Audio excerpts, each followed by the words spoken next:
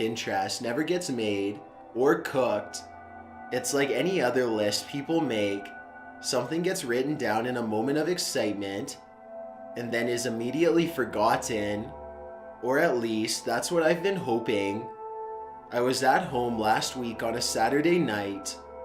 My date had just flaked out on me for the second time, and being an incredibly productive user of time, I found myself indulging in the time-honored pastime of looking up random stuff on Wikipedia.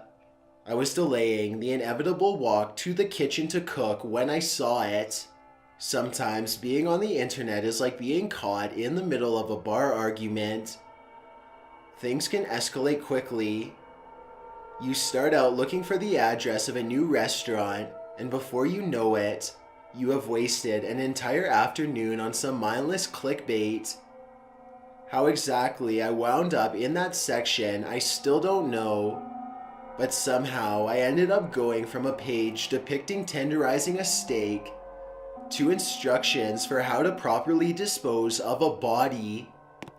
Everything was there, from what chemicals to use, how deep to dig the hole, and where exactly is the ideal location. I couldn't help but get a chuckle at this. Thank God someone on here has a sense of humor. I mean, come on, this couldn't be real, right? No one would seriously post this for real. Shaking off any lingering suspicion, I carried on. I saw something below the post on how to dispose of a body scene and read on. It was a picture of a crime scene, blood smeared all over the walls, broken glass scattered on the floor, and a human-looking shape wrapped up in a white sheet sitting on the floor. Below was a caption. With the help of Pinterest, I was able to clean this up in nothing flat.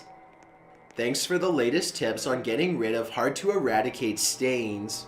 In the past, my carpets had been ruined countless times, but now my carpets look brand new in no time flat. Not to mention, this will make some great fertilizer for my tomato plants. Well done, Pinterest, as always. Okay, this was starting to get really weird.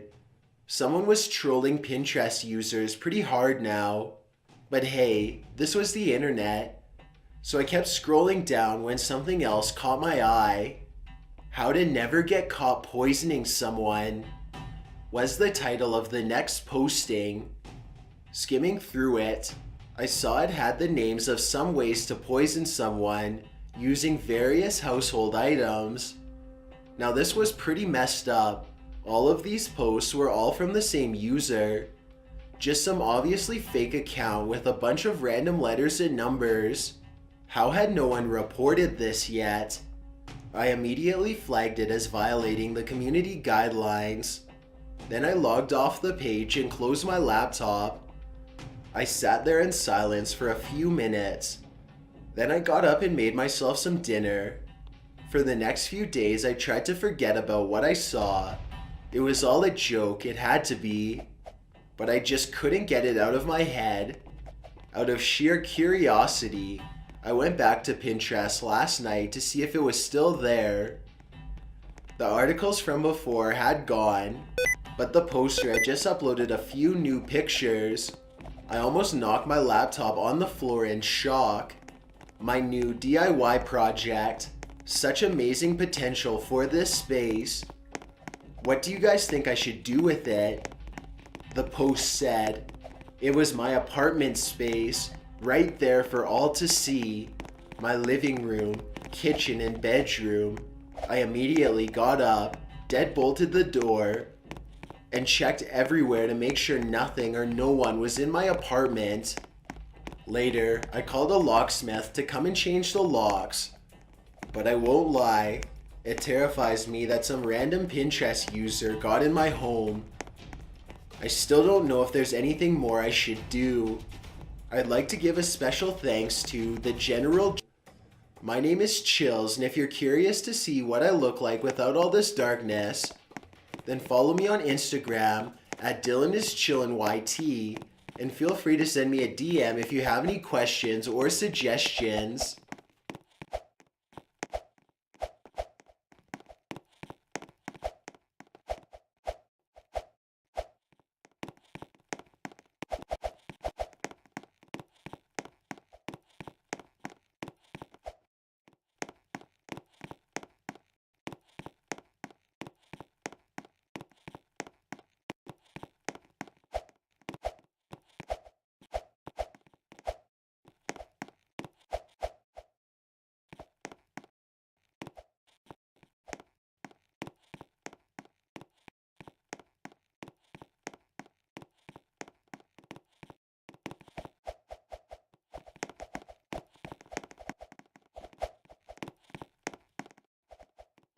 Number 15, The Blast. If you're gonna go out with a bang, might as well do it right with 25 gallons of gas and 40 pounds of propane, Michael McNeil wrote chillingly on Facebook beneath a photo of those same items. The 48-year-old Long Island man was going through a divorce that included a restraining order against him. When it appears he planned what was about to unfold, McNeil was unaccounted for by police, who had spent the following days digging through the charred remains of the garage that he'd blown to smithereens. The caption photo appeared on Facebook in December 2013. He claimed the propane and gas were reserves for the winter, but when police responded to a domestic dispute call at the McNeil home on a Tuesday night in August 2014, the blast soon followed. The officers had been escorting the man's wife and daughter down the driveway when the garage erupted into a fiery pit. As one might have guessed, the fire appeared intentionally set upon investigation by authorities. Number 14, MH17. When a Dutch man was about to board a Malaysian flight at Amsterdam's airport in 2014, he snapped a photo of the airplane on the tarmac. If it disappears, this is what it looks like, he wrote on Facebook, assumably making a dark quip about the Malaysian flight that disappeared without a trace over the Indian Ocean a mere 5 months earlier. Little did the man know what was about to happen. The flight he was about to board would soon be taken down over Ukraine.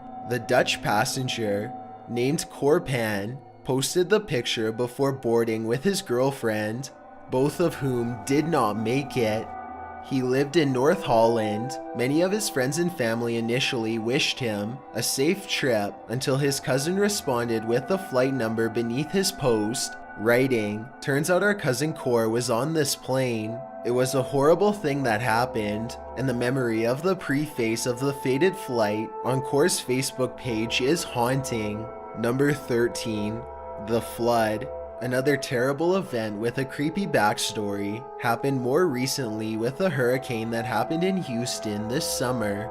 A 21-year-old National Guardsman named Darren Charles Mitchell was caught up in the floodwaters in his blue truck. He called his family and managed to post this frightening photo before he was overcome by the water. According to The Independent, he called his brother, Ro Mitchell, to tell him he'd escaped his truck but was trapped. But it was soon after that he posted his final Facebook post showing the rising floodwaters through his windows back inside the truck, which would soon be swept away. "All I wanted to do was go home," he wrote. Number 12, Seasick.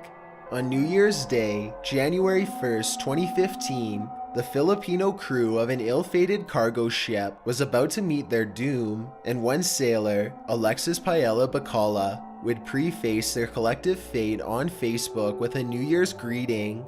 A stupider, Bacala's ship sent out a distress signal that very night. Not long after, the ship sank off the coast of Vietnam on January 2nd. Out of 19 crew members, only one made it, and it wasn't Bacala. Perhaps Facebook can be utilized as a means for emergency rescue, to keep an eye on early alerts if future ships ever come to similar toil. Number 11, The Couple That Vanished. When a loved one disappears, one of the first things people do nowadays is check their social media accounts. If they've logged in recently or made any impressions on their page, family and police will take note, as they did in the case of Charlie Carver and Kayla Brown, the couple from South Carolina